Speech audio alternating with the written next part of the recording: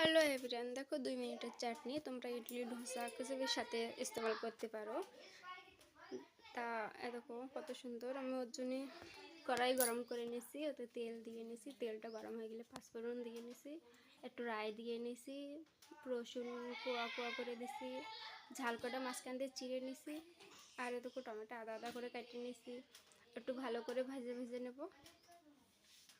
যত সময় ভাজা হচ্ছে তোমরা ভিডিওটা লাইক করো, শেয়ার করো, কমেন্ট করো কিরম হয়েছে। ভিডিওটা সাবস্ক্রাইব করো, বেলটা অন করে দাও। তো দেখো বন্ধুরা, আমি এটা গ্রাইন্ড করব। আমি সাম্বার অ্যাড করব না, তোমরা যদি পারো তো সাম্বারও অ্যাড করতে পারো, একটু আদরকও অ্যাড করতে পারো। আমি অ্যাড করিনি।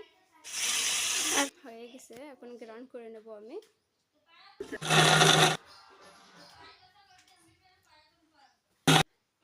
গ্রাইন্ডটা হয়ে গেলে